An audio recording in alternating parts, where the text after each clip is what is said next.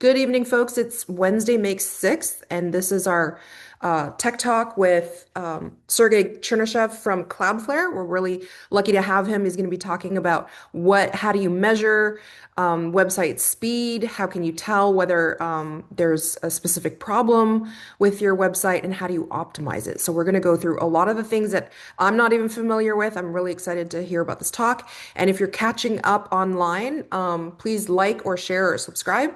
And we're gonna give Sergey the screen so he can kick off. Let's do that. Let me share real quick. Okay. Okay. Welcome, everyone. Um, so uh, it's the talk is titled Introduction to UX Speed, but it's very likely that you never heard of the term UX speed because uh, it's mostly known under the name of web performance. And I might ramble about it for a few times during the presentation, but um, the point I'm trying to make the point with that, and we'll get into that a little later. So if you're not familiar, we're talking about web performance, which is now going to be called UX speed. A few words about myself. I'm an engineer on the web performance team, a web performance engineer at Cloudflare on observatory team. Our team specifically measures speed of user experience, but they've been doing this for quite a long time, doing all of the optimization, all of this work, and previously was managing the speed team, which is overarching speed team at Cloudflare. Um, I also wrote a lot of open source software and continue doing that at Cloudflare. I'll mention it later, one of our tools that we open sourced. And a big fan of sharing the knowledge, sharing technology, things like that. Um, I organize New York UX Speed and Web Performance meetup, like a monthly meetup for on the topic. For a while already. I mean, you can look it up. I feel old when I say how many years already. But it's been a long time. And I participate in a couple organizations. One of them is Google Developer Experts Program at Google, obviously, uh, specializing in web performance, where basically external contributors help promote technology. And since Google has put a lot of effort into web performance, that's kind of they bring a lot of this technology to the world, right? I like promoting that as part of the meetup and then my talks specifically as well. I'm also a member of RUM community group, Real User Monitoring Community Group at W3C, where we discuss measurement of speed and real user experiences. Hopefully that gives you a little bit of context on what I do. I do a lot of other things, but this is enough. And basically, I learned about building websites and measuring them and speeding them up is part of my experience as well. Let's go into the presentation. Let me open this website real quick. Okay. Hmm. Maybe my connection is not very good. Hmm. Okay, it will load in a second. Oh, okay, cool. It's loading. That's good. Hmm. 1 second. Yeah, but it loads pretty slowly. It was a trick. Sorry about that, Cynthia. I'm like, are Yeah. we back to 90s coding? Yes, exactly, exactly. So hopefully, in this awkward moment, you felt what all of your users feel, right? And this is exactly what we are talking about today, right? We are talking about the fact that for some of our users, the experience is like this or even worse than that, right? Like we all know mobile devices, well, maybe iPhones are kind of on the high end, but a lot of users use lower end devices. And Network connectivity is obviously very different in different locations, and mobile connectivity is sometimes slower than um,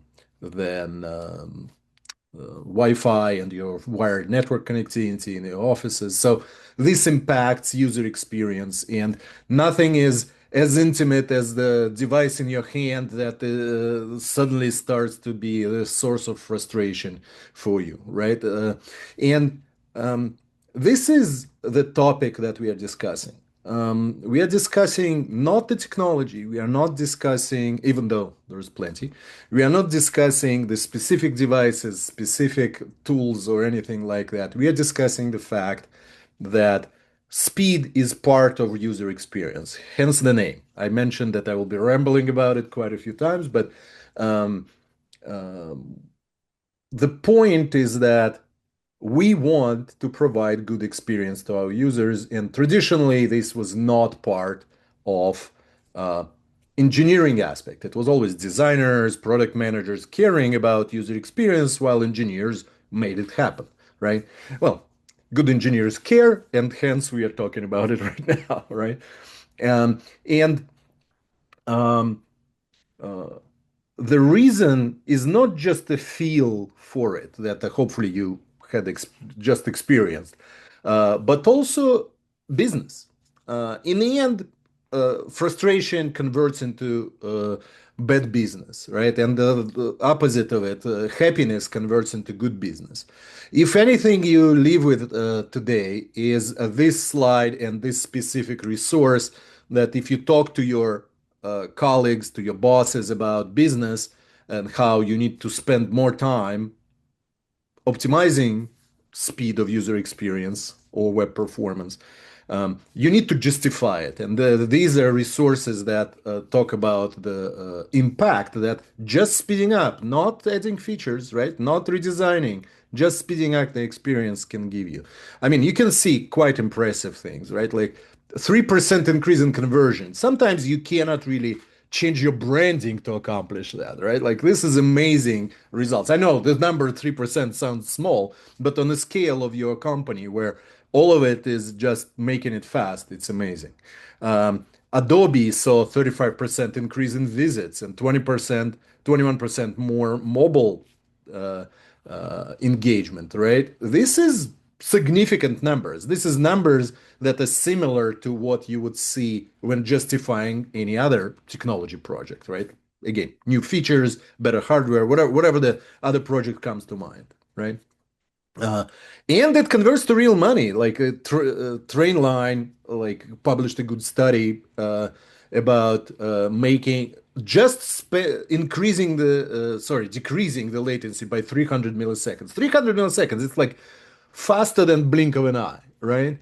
Uh, and making 11.5 more million dollars, right? This is mind-blowing numbers. And again, WPO Stats is a great resource for these kind of case studies where you can take a look, read through them if you need that businessy support for your bosses or for yourself, right? To understand the impact of this kind of work.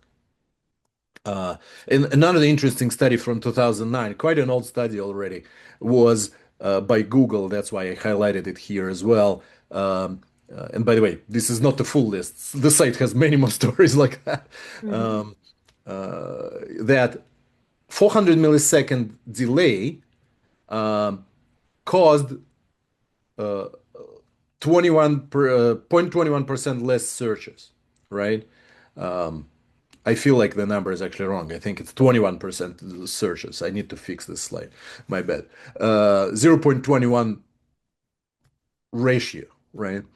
And more importantly, it happened not only during the experiment when slowness happened, but after the experiment. When the experiment was lifted and the speed recovered to the same levels where it was, people who felt this worse experience, experienced this kind of negative feeling towards the brand and reduced their engagement, right? So when they came later and the experience was fast enough, they didn't come as often anymore, right? This tells you that it's not purely the technical and immediate reaction kind of problem, but it does impact your brand.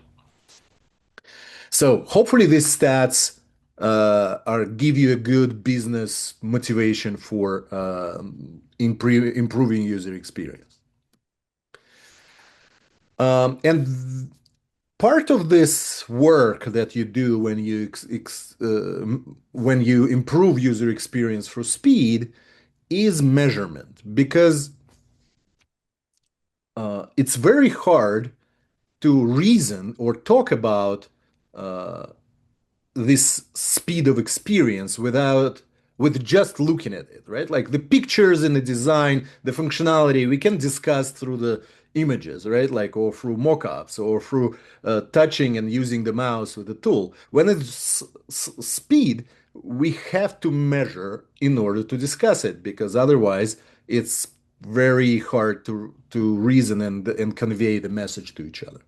And there, as I listed a few reasons why we do measurement, and in operations, obviously, you want to make sure the degradations don't happen. For developers that can fix a problem, they need to analyze the contents of the construction of the page, or that's one of the terms used for it. Um, Later in the QA process, you need to verify that improvement that you made or change that you made actually did good. It's not always the case. We kind of have our assumptions about speed sometimes, and we make a change, whatever, to improve speed or make something, and suddenly your numbers go south, right? And you want to measure in that case as well, to verify that your assumptions matched the reality. And as we just discussed, the business side of the world, like to prioritize the business, prioritize these improvements. Sometimes simple things take very little effort, but some things take buying a vendor service, or buying a product, or performing a lot of refactoring on your code, sometimes months and months ahead, requires a lot of business buy-in. So, uh, getting a budget for larger initiatives requires this measurement, right? That's why we often talk about measurement as part of the web performance slash user experience conversation. Um, as I mentioned earlier, I am on a measurement team right now. Like, this is so important that I like sacrifice large chunk of my life just to do measurement in order to push this forward instead of actually doing improvement, which is counterintuitive, but it's kind of required. And I'm a little upset about it, just to say the least. Right. So do you see like specific impact and outcomes from being on the measurement team? I mean, you can obviously prove that this is what you're, whatever tools you're implementing to speed up and optimize your website is going to Mhm. translate into dollars. Do you feel like that has buy-in, or do you have to work at trying to get buy-in from your stakeholders on the business side? Yeah, that's a very good point. It's I in my practice, and I think that's where I had some success and found the reason for this. Like, you have to work top down and bottom up, right? Hmm. You need to inspire developers to do better, basically treat speed as quality, right? And do this. And in there, you don't need as much buy-in from numbers and business perspective, but you need to show the impact, and therefore measurement is concentrated on that like technical aspect of how to make things faster. But on the business side, absolutely you need buy-in. I've seen now and again where there is a little bit of passion towards the project initially, where the developers would go and make the change. They will be given like a month or a sprint to optimize speed, and everything is like, okay, sorry, we made a little bit of a change. And then over time, as you don't do this all the time, it only degrades. And without measurement, you don't know, right? You don't know that it degrades. You cannot just measure when you want to make a change. You need to measure all the time, right? Um, so, and yes, sometimes you need to measure before you can sell the project, because investment is so high that the business Yeah. just questions your desire. Yeah. I had that experience both at Etsy and at Meetup before that.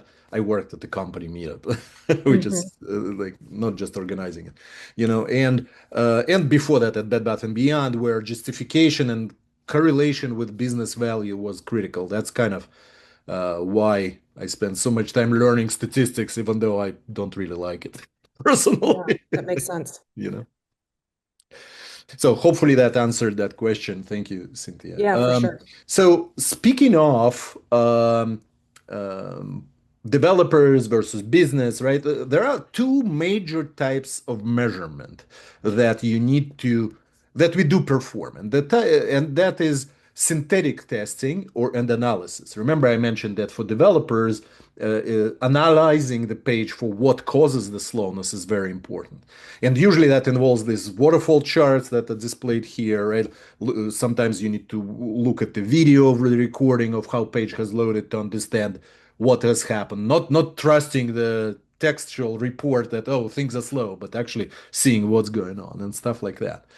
And what these tools do, they run a fake user, right? Like a fake experience. They have a computer that opens the page, pretends to be a user, uses the browser, and then captures a value for every metric, right? Like there are probably many metrics, but it's like one view. And you can potentially do 10, 20 views like that, or maybe do it periodically, but it's a few tests. However, those tests can bring you the richness of this kind of report where you get every resource being loaded, you record that, every detail, like some of those resources are huge. Let's put it this way. I'll show later one example.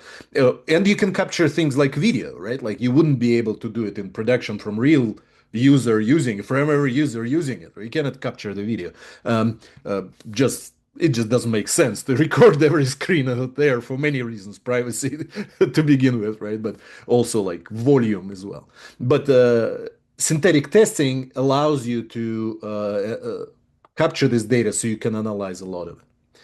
And on the opposite side of the spectrum is so-called real user measurement. If you heard me mention the word RUM, a real user measurement, that's tooling that you can include on your website that would go and as every page loads, it will capture some numbers that are recorded by the browser. Uh, and when you collect them in aggregate and collect individual metrics from all of your users, you can then reason about your performance of your real users all over the globe. Remember, I mentioned synthetic does only 10, 20 tests from one, two places, right? 10 places in the world. This gives you a real picture, the real statistical picture. Hence, I needed to learn statistics better than I did in college. And more importantly, here is where you can actually correlate it with business KPIs. So if user converted, that's a term, right? Like they bought a product or whatever the conversion means for individual experience, right? They bought a product, read an article, signed up for something, volunteered. Doesn't matter what the business KPI is, right? You can then record it together with a measurement and statistically analyze what the impact is. Below, you see the chart called log normal distribution, and that's how most of the metrics are distributed. As you can see, some of them concentrate in some of the experiences concentrate in the early stage, but there's a very long tail, right? I mean, it kind of makes sense. No, not all of our users have the same experience, right? So again, there are synthetic and real user monitoring. And it's important to understand those. We are not going to go too deep in this presentation about each one of them. And they're each has a lot of aspects that are worth full-on presentation about, but this is a good idea to understand this dichotomy. So speaking of this measurement tools, we mentioned that we can measure. The next question is, what is that we are measuring? Right? Like, what is speed? Like when we say the thing loaded slowly, what do we mean? Which number do we capture? Right? And over the years, we had different metrics that we collected, right? And the industry started by measuring basically what we controlled. Basically, we owned the servers, right? So we controlled how long the server took to do something, like to make a database query, to process whatever data we had, and to display it, right? Like that was the most common one, which affected like the initial response time before which we cannot show anything, right? And usually that's measured using the metrics time to first byte. Obviously, the network portion of connecting to the server and well, now we have secure internet, so TLS handshake, those kind of things. But over the period of time, we realized that sometimes that's not enough, right? Like initial request for just HTML is not enough. We have many other resources, so browsers started implementing other metrics like page load, document complete, fully loaded, right? Like those metrics that kind of concentrate on all the resources needed for the page. Uh, and yet it was still problematic in one fundamental way, because all of that talked about is uh, technical aspects of page load, right? Didn't mention whatsoever what did user experience. So um, over the many years, basically as long as I remember myself working in this space, we tried to come up with something that represented user experience better. As you can see, first paint is the most obvious one, right? When did something paint on the screen? There was this metric that actually nobody uses anymore called above the fold time, right? Like it's impossible to measure and all of that. Speed index, a little more esoteric, but kind of better metric that we had, right? Those metrics were the first introductions to how we can measure. Actually, none of those are being used today, maybe speed index a little bit, because they were replaced by newer metrics. But what I'm trying to show you is how we went from measuring technology and we went towards measuring user experience. Obviously, we cannot measure person's frustration, at least not without embedding something in their head. And hopefully, we will never do that. And even then, I think if we embed something in their head, we will not really measure frustration. We'll measure some measure of electric signal, but whatever the user felt, we never will, right? So we don't need to go that far, but at least we can go closer to understanding how what user experience was. It's all subjective, pain points are Exactly. subjective. They can say Exactly. good or bad, slow, fast, but you have to, I understand, have to be able to put it into a number. Exactly. So I often talk to engineers who work with me who try to get to perfection in the numbers. They're like, well, remember, we only can get as good as 70% of quality because the other 30 is just outside of like it's just impossible, right? So there is, 'cause, if anything, I can give you as a hint for how to do statistics or technical measurement. Remember, numbers are never correct. They're like always like fuzzy. Like just if you have that expectation, I think you will be better off basically. Again, we are not talking about the challenges of measurement right now, just the basics. As you can see, there was more introductions. So the word first paint stopped being a metric and it became a first contentful paint. Um, you would ask yourself, what the hell is the word contentful? And I will not talk about it right now, but there is a particular difference between those two metrics, and that tells you something. The importance of not treating these English words as words that you understand the meaning of, right? They kind of hint you at where they are, but ultimately you need to read the algorithm. What is that particular metric measures? Because what's the difference between first paint and first contentful paint? The word contentful is not the first adjective we tried to use. There was another word, first meaningful paint. There were a few things. So when you hear specific metric, remember, read the article about it. What does it measure? What are the gotchas? I think you will be better off with that, and you will not be caught by this challenge of like assuming something based on a name, right? Uh, I know, maybe that's too much for you at the beginning course, but trust me, like I've been tripped by it many, many times, and I've seen misunderstandings that were caused by that quite a lot. And ultimately, we are getting to this bottom line that is highlighted, Core Web Vitals. Um, Very good business brand name, right? Like Core Web Vitals, like very important web things, vital signs of the performance. And they are today the most advanced and most developed metrics that are available to us. They were introduced by Google, they worked with standards bodies, and we basically working with other browser vendors to define a set of metrics that is basically standardizing on this concept of user experience. And it got split into these three categories, and the team picked the best metric for each category.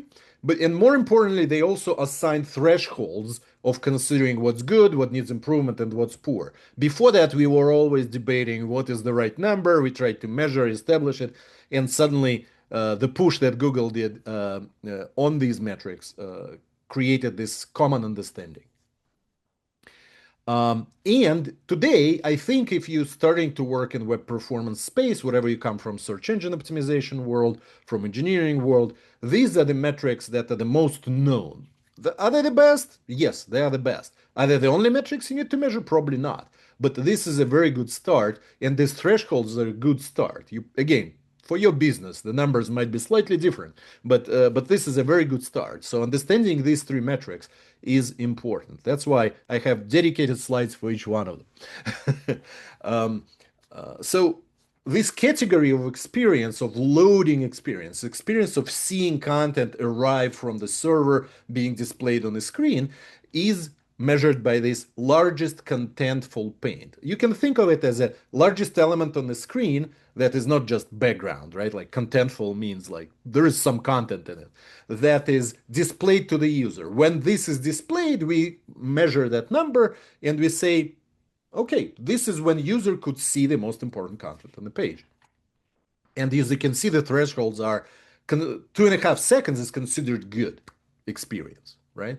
It's not considered, oh, if I on this device it's good, or if on that device it's good. No, it's just good because it doesn't matter which device they use. The user has their experience, right?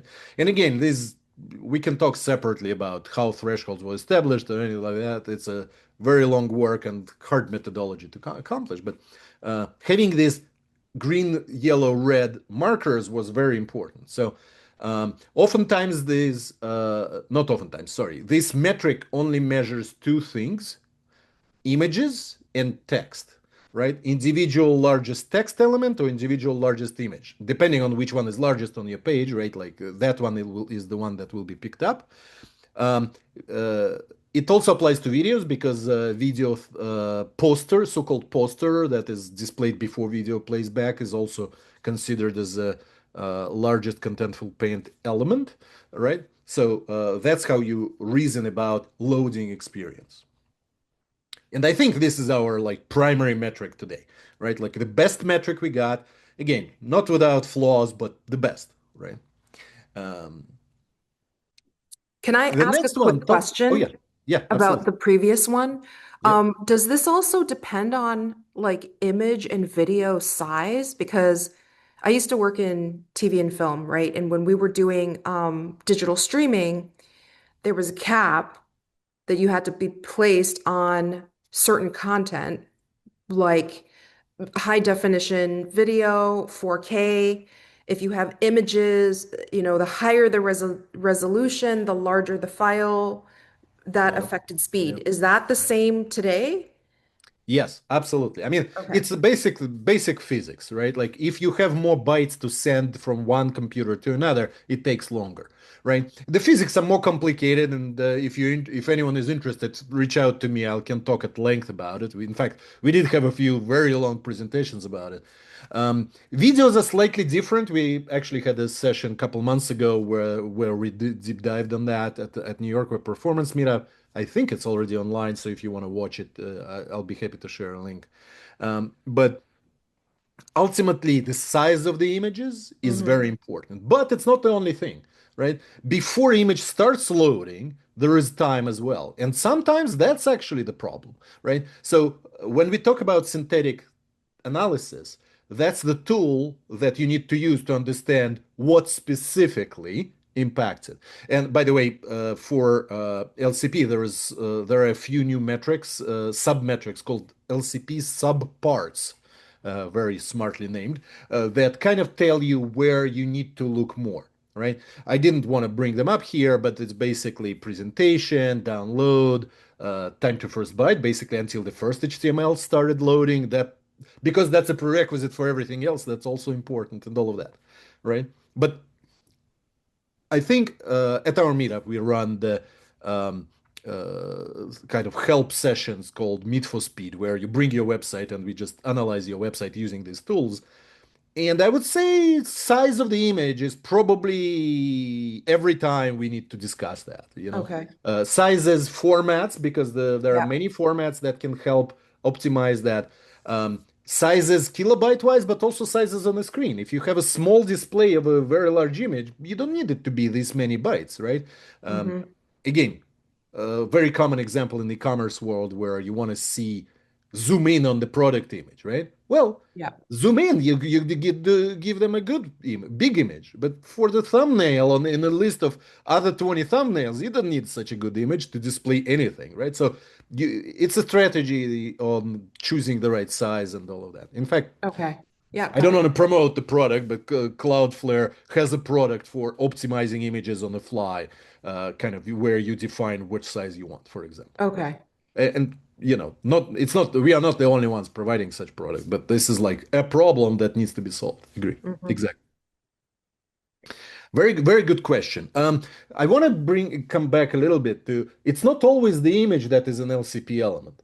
The worst part is that you actually, depending on the user's screen, the same page might pick a different element, right? Because if you have your responsive design where you have a huge image across the screen, that will be picked up for the big screen. But if you have a phone where the image is small but text below it is much bigger, that element might be picked up. So some of the challenges with LCP metric, which unfortunately makes it not perfect metric, is that you might have a mix of some text was measured, some images was measured, right? Hmm. And again, we can leave that for another conversation because some of those challenges require quite deep statistical real user measurement analysis, attribution, things like that. But don't be scared by it. Ultimately, it's this simple. So bringing back the other um, aspects of user experience. Remember, we talked about loading with LCP. Then you need to interact with the page, right? And you might have seen the experience where you try to scroll the page and it's very choppy, right? Like or things when you click on the button, it doesn't respond to you. Like it's like, oh, hey, what's going on? Like there is actually a concept of rage clicks. People try to click many, many times, and we can actually measure that. A little bit of an advanced topic, but uh, that aspect of interactivity brought in a few other metrics over the years, and you might have heard of first input delay. That was the old version of the metric used for this category of measurements in Core Web Vitals. Now we have a new metric called interaction to next pane, basically time that lasted between user interacting with the page with actually next paint happening, not just the delay, initial delay, but like the full cycle, right? It was a pretty complicated standardization process where we had a lot of experience. In fact, the fact that we changed the metric that represented this tells you it's not a straightforward thing. Good news is that this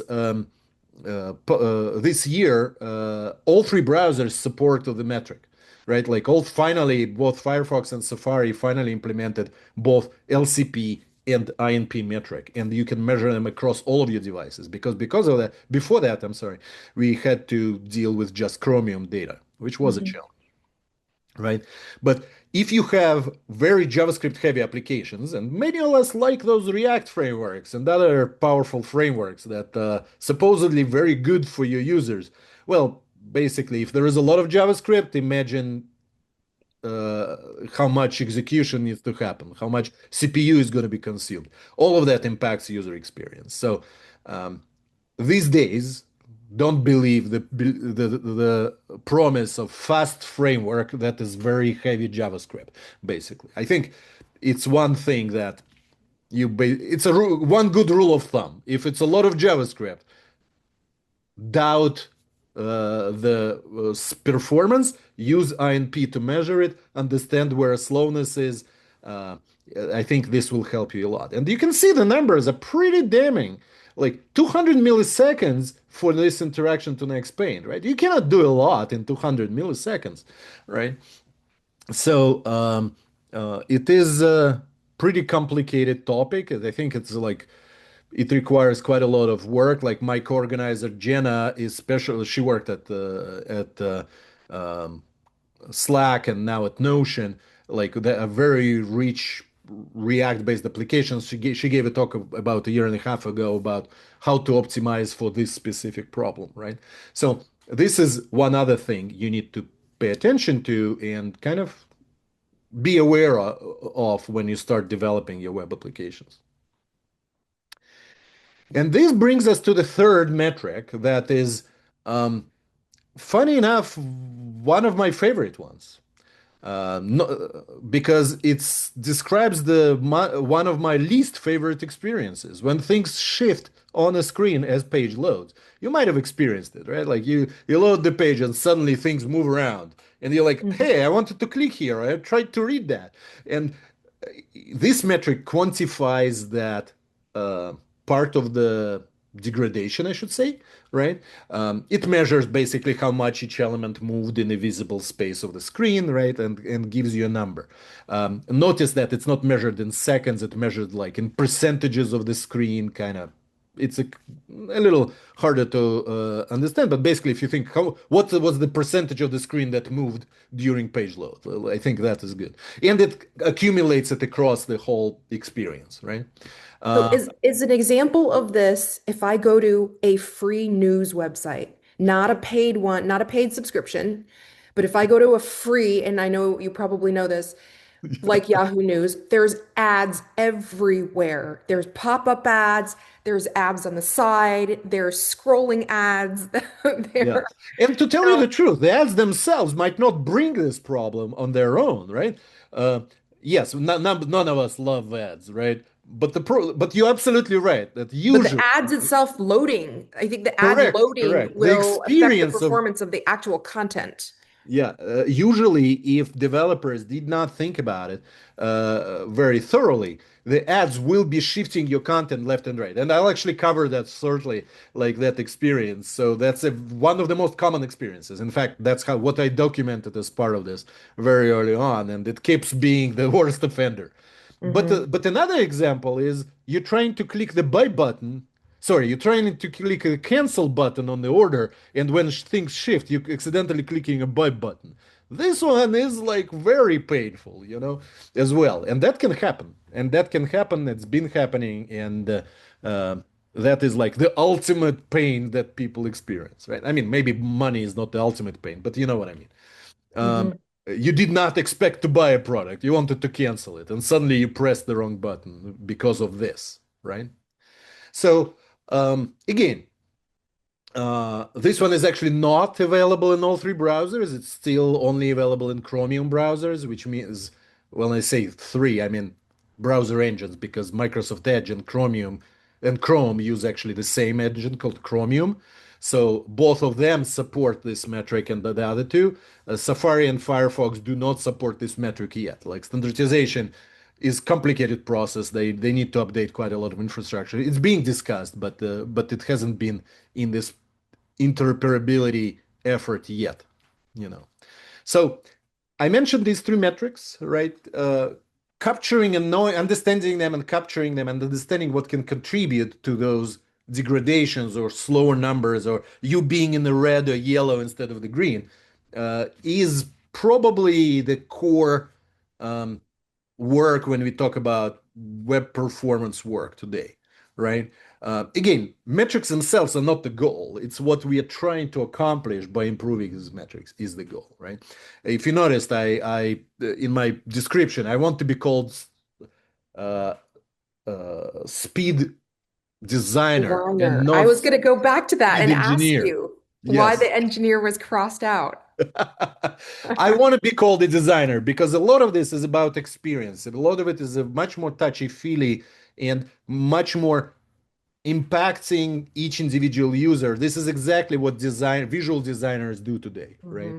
But the reality is that they are not real visual designers, they're experienced designers, right? Like it's just that visuals are much easier to argue about. And the other complicated detail is that you need to understand all of this technological stuff, right? Yeah. And I spent all of these years understanding all of this technological stuff through protocols to browsers to networks to individual frameworks and all of that. And that's why a lot of designers today don't do this experience design, speed experience design, right? And I want to be kind of like in the middle, helping both sides meet together and discuss this problem and come to solve these solutions, to find the solutions for this problem. Hmm. And that's why I built quite a few products under this UX speed umbrella that are kind of like trying to help you understand this. And again, it's not about, by the way, they're not paid, my products are not paid products, they're tools to use, right? Um, and I want to show some of you to, if you want to understand better how to get into this, right? I The first one is real user measurement simulator or calculator, right? Like until you get your company to spend money on getting your real user management measurement product, um, although Cloudflare RAM is free for all the users, you can get it by just subscribing to Cloudflare, but other commercial solutions are quite expensive, right? Until you get that, you can go and use this to understand that the relationship between the numbers and the dollars. I added QR codes here. I'll try to go quickly demo them, but we will not gonna deep dive into any of this, right? So this is basically a web application. Can you still see my Yep. screen? Yeah, awesome. So effectively, you can see that there is a distribution of different users experiencing your product or website, right? And down below, there are like basically a basic number, a value of the customer, right? And how many users you have, right? And you can see how dollars shift around, right? Like, I mean, obviously, if we make more money from a customer, the dollar will go up. But if your distribution shifts around, right? Like, so for example, if you move the distribution to the left, your money go up as well, right? Remember Mm. to our first slide with statistics from big companies. So this tool is attempt to help you understand that. This is a little complicated attempt, a lot of statistics, a lot of parameters to shift around. We are actually, my son and my one of the members of our meetup, we tried to rebuild it to be a little less intimidating, to make it a little less easy, more easy to understand. But ultimately, this tool helps with statistical understanding, basically emulator of that RAM data that you probably don't have immediately. What is it capturing from? Where's the data pulling from? There is no data. It's Oh, completely the web-based? how do we call it? Okay. Modeled data, right? That's why it's called calculator. Okay.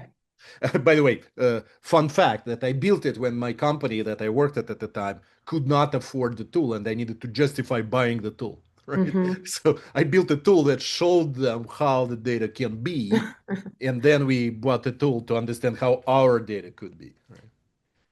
So the second one is actually an open source project I work on Cloudflare right now, which is a tool to help you with synthetic testing of your website. Again, QR code, and you can click and look at our website. And it contains two parts to it. One is the agent, meaning it's a tool that pretends to be the user and captures the data, right? Um, and let me shift to my terminal. This is the tool, command line tool, and many of us like our command line tools. You can just run, and we just released an npm package finally after a year of development, almost a year, sorry, half a year of development. Feels like a year. We released the package where you can literally just say, hey, run Cloudflare Telescope, give it a URL like this. Let me see. I will hit it. Let's see if it will project properly. So when I run it, it opens a browser, collects the metrics, and saves it into a file, right? And there are many, many options to this tool. Like if I say dash dash help, you will see like there are many ways to configure it, like pick a browser, send more data, throttle the network, and all of that, right? Very, very robust tool that we try to Hmm. build to help people understand this in-depth analysis. Um, and this tool contains another portion, which is a web-based visualization that you can use to analyze the data. And obviously, the collected metrics, you can go through all the files with metrics. If you want to build your tools on top of it, you're very welcome to do that as well. Or if you want to track them in your monitoring solutions over time. That's why we separated the two parts, right? Like we wanted to give you raw metrics, but we also wanted to give raw visualizations. And I did run a test before, so this is a pre-cooking show situation a little bit. I ran two tests, one without network throttling and then one with 3G network throttling, right? In fact, I think I have them open right here, right? So this is the view for the one without the network throttling. You can see the metrics, right? Like your largest contentful paint metric, your CLS metric. There is no INP metric because there was no user to interact with anything, right? Mm. So Mhm. so synthetic INP metric is not particularly useful. There are some replacements, and we hope to add a little bit of this understanding to this tool, but the metric is called total blocking time. That kind of is a synthetic analogy to INP, but it's helpful. So these are the basic metrics, and notice that these are called core web vitals. FCP and time to first byte are sometimes called just web vitals, right? So they are all web vitals, but these are core and these are additional. They're two important metrics as well. So if you only want to understand those couple metrics, they are right here in the page. And then if you want to understand many more metrics, you can understand many more metrics, give more Wow. complex visualizations and things like that, right? Again, we're not going to deep dive on it, but I did want to show you a couple other views here. One in particular is so-called film strip, where you can see the screenshots, you can play a video, right? Of this experience, and you can see like this regular network experience was not so bad, but if we go to the 3G throttling profile, let's call it that way, you can see that experience starts to become a little less Mhm. smooth, right? You can see progress visually right away. By the way, the fact that it gets faster for you to see doesn't mean that users didn't react adversely to the other one if it was slow as well, right? So these are just good visual tools for you. And you can see like how it progressed, right? Like there was nothing for a while, then there was no background, then background showed up, right? This is kind of what we deep dive into in our Meet for Speed sessions on how to optimize each one of those steps, right? And what we use for that is oftentimes is this what so-called waterfall uh, visualization, right? Effectively, you probably know that pages send multiple requests. So in this case, this project's page sent 63 requests, right? And uh, I'm not sure why it's not showing the largest contentful paint here, but it was, let's see, it was 1.3 seconds in this 3G setup, right? And Mhm. 1.3 seconds is somewhere around here, so we can basically start arguing what caused the slowness, things like that. And each request, like the red ones are fonts, there is a dialogue here. There are yellow JavaScripts. These are they're supposed to be CSS files because of their green. Anyway, like analyzing this process of going through the resources and understanding what was delayed, why did it delay the actual experience, is oftentimes the meat and potatoes of this synthetic analysis. That's very helpful because then you can decide what exactly is causing this, the speed, whether Yep. it's the JavaScript, whether it's the hero image. Yeah, yeah, and you can see, for example, these first three bars are just network times: the DNS, the SSL handshake, sorry, the connection, the SSL handshake. Those three components are also important. They're prerequisites, right? So as you walk through this chain of events, and some, by the way, this is 83 is not the worst by any means. 63, sorry. Like there are some have even thousands requests on the Mm. page. Like, so, however, I'm gonna switch to my Need for Speed mode. Like, it's a lot of JavaScript. Anyway, uh, um, I'm not gonna go deeper into how to do this analysis because it will take years and years to discuss, or maybe not that long. But this kind of analysis is what you do to understand the problems, right? There are a few other sections in this tool that we are building, but the core I think I described, I covered pretty well. Let me know if you have any specific questions. I might be able to dive into that. So, Okay. this is Telescope. We are bringing more and more. We will soon make it possible to run Telescope from our this website's infrastructure. In fact, at Cloudflare, we are going to embed that into our core product as well. But hopefully, this is a good tool for you to use. Being able to support the three browsers is actually one of the unique features. Before that, because Google put a lot of effort into these measurement tools, Google Chromium was the primary engine that all the testing tools used.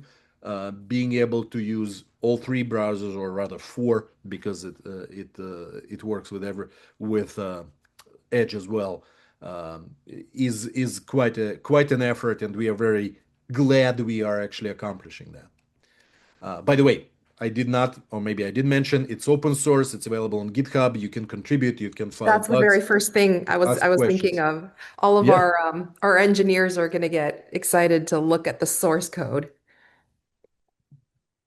exactly. And by the way, that's one of the biggest motivations for us as well, right? Like we want to make sure that tools that measure can be explored and understood if there are any challenges with them or anything. Um, and I'm very happy to work on an open source project like that.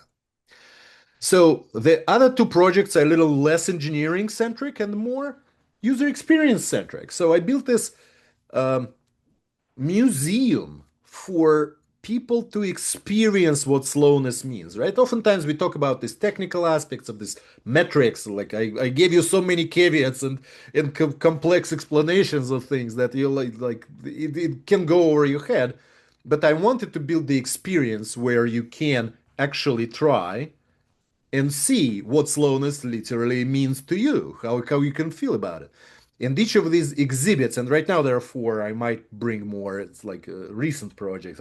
I've been dreaming of making it for a while, but finally made it happen. So this is, for example, the one that is very close, and there is a little bit of explanations and technical aspect to it, but then the core is the actual experience. So each of these buttons are delayed by different amount, right? So if you click this one, okay, and by the way, I cannot really in presentation make you feel the same thing that I feel when I do this. So you do want to go and open that website yourself to understand the feeling. But basically, if there is zero delay and it immediately responds, it's kind of good, right? And let me move my zoom tool out of the way because it obstructs a little bit some of my experience. But you can see that this like scrubber basically lets you see like how much delay there is and shows you which button to press. So for example, if you want to Oh, press wait for 1 second, you can press and oh my God, how long that is. I can tell you like when you use your mouse to press, you will feel yeah. it not even with your brain. It's like a spinal cord that tells you something is wrong. Or this one is for typing in. Like you will feel frustration when this happens to you. I can tell you, like even 300 milliseconds is too much, right? Checkboxes are also pretty cool. And by the way, you can see that it's colored yellow because of INP delay is like basically it matches that green, yellow, red That's range, right? smart. So Yeah. basically, when it's 200, it's still kind of already slow, right? But the moment it becomes 300, like, oh my God, like there is so much delay, and it's only 300 milliseconds, you know? So because it's very hard to reason about it, I made this museum where you can literally experience it. Do you know what I think of when I see this? Yes. I think of the parent with an iPad when they're trying to take their toddler out to dinner and the toddler's freaking out because the video is buffering and they can't or they This can't is interact with the exactly game. Like this is it's exactly over. The dinner's Yeah. over. Yeah. It's very hard to have engineering conversations talking about the amount of screaming frustration from your child or amount of Exactly. like I don't know how else describe frustration. You need to like use metrics for that, but then you need the experience like this. And there are a couple other exhibits, like for example, we talked about pressing the wrong button, right? This simulates you pressing the cancel and suddenly deleting all your data, or pressing save Oh, for later and suddenly buying a product. Like I cannot tell you how it will feel. You need to experience it again. yeah.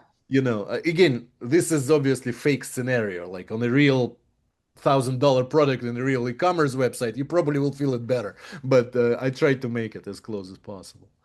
Um, and this one is showcasing different amount of layout shift, for example, right? The left is shifting, the right is stable, right? And you can replay it and kind of see like, oh, I'm trying to read this. Let me concentrate. Oh my God, it's shift. Oh my God, where is it? Right? Yeah. Like all those ads you mentioned, this is it tries to simulate it. Obviously, it's a museum exhibit, not the real website. Or this literal delay, like the immediate delay, either because your server is slow, there are some other factors.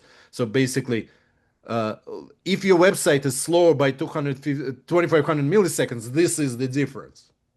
You Hmm. see, the right side was so much faster. You could tell it's so much more pleasant to use than the one that on the left, right? So anyway, I could not build this website, so I spent a couple weekends just heads down building it. It's so much fun. I Yeah, mean, just the experience of this. and I hope people using that will understand that this is the important part. That's why I want to rename myself into designer. That's why I want to talk to people not from engineering, not from statistics side of the world, but from this experience side of the world. How can we make this experience uh, problem go away? And this is why I built this third website. Well, last this website on this list called Speed Patterns. Right now there are three patterns described, but I actually have another 8 or 10 in the works. And this describes these like in a very designer speak, right? Like very kind of experienced design attitude, right? Like we just saw the delayed start, right? Like this is fast start. Things can take forever to start, and there can be a few reasons for it. This one is kind of simple, right? Like if you cannot see anything, right? Like it's kind of obvious, right? Like until nothing is shown, it's clearly the delay, right? And there are a couple of reasons, like the server might be slow, like in this particular case, or some other things caused the initial pain to be too late, right? And again, you need some of these waterfall charts to really understand it, right? Um, Again, I mentioned FCP thresholds and the word percentile, which we're not going to cover. Hmm. It's too much statistic for my brain, but I had to learn all of that. Same things about immutable layout, like we just discussed, the layout shifts and things like that, right? Skeletal designs, you might have seen in your experience already. This is one of the most used practices, not necessarily used well practices, but used practices of trying to give user an experience that progresses towards the goal, right? Rather than nothing and then everything, right? Or things shifting around, right? That was your Yeah. son's idea, wasn't it? You knew that. I Yes, it can was my son's tell. idea. Yes, yes. Yeah. But basically, you can see that the idea here is that, yes, we know it's an oil watch page. We don't have information about which owl it is, right? But we can start showing you progressive experience, right? In fact, it's called progressive enhancement, but this progressive loading of data is much better because you can start analyzing the contents of or layout of the page and then see the actual content, even though ultimately it's this taking the same time to load this data. Right, like I mean, if you have slowness in your data systems, you cannot overcome it. So anyway, this is another article, and this is another example of not so good the usage of that you probably seen before, right? Like with like suddenly there was something gray and shifting around, but this wasn't completely useful, right? So this article talks about a little more kind of being prescriptive and stuff like that, right? Like, and here is another example, like things that just shift around that don't represent final content, right? Anyway, I trying to put a lot of effort into kind of defining this uh, in more detail.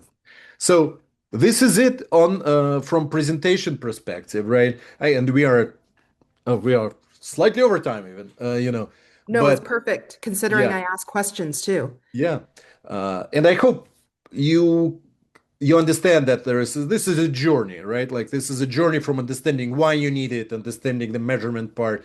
We didn't dive into technical details of how to specifically optimize images or JavaScript or this or that, right? Like hour is a limited time for Yeah. all of it. But I wanted to give you this perspective and give you this um, understanding of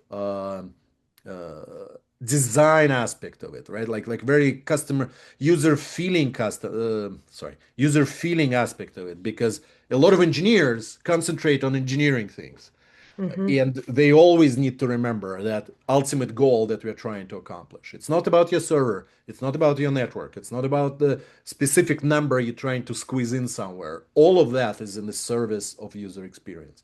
And I'm not saying it because I love it, which I obviously do, but because I've seen so much uh, um, um, loss of direction when people try to optimize the wrong thing. They didn't measure, they just had a hunch and all of that, right?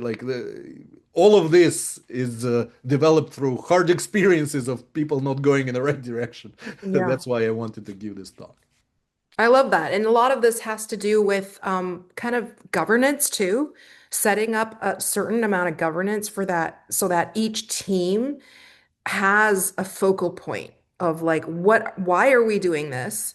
Why should we optimize what we're doing? Because otherwise, I've worked on engineering teams where you could get bogged down by the latest feature or like the latest integration, and you just spiral and you don't even know the focus of Yeah. where you're trying to go. So I think that's really great, especially right now as technology is changing with AI and code integrations and like there's just so many things evolving with our work that we need to have these conversations about how do we remain objective and how do we make sure that that user experience, because I can tell you from like the 90s from dial-up, right? Like there's also an evolution of what to expect because as technology changes, the user experience and the demand also changes. So what was acceptable maybe a couple years ago, now with newer technology, you're getting faster. Like people don't have the patience. I mean, Yeah. I like to joke that everybody has ADHD, but in a way, it's like digital ADHD because Yeah. we're used to having things on demand. We don't want to have to wait for it, especially if somebody's paying for something. Yeah. Especially if you're paying for something, you don't, you've got to figure that out. But this was super fascinating. I can't wait to ask you more questions later if we go into like tools and how do we Sounds good. go into the minutia. Like that's my tech brain. And I think this was a very great foundation. So for folks watching, bookmark this. We will maybe come up with a project of like how to test your website or you've created a project. How do you test and optimize it? Yeah. So I'm super happy that you're here. We're really grateful for your time. Thank you so much, Sergey, and have a good night. Absolutely. Thank you, Cynthia. Thank Thank you. you. Bye. Bye.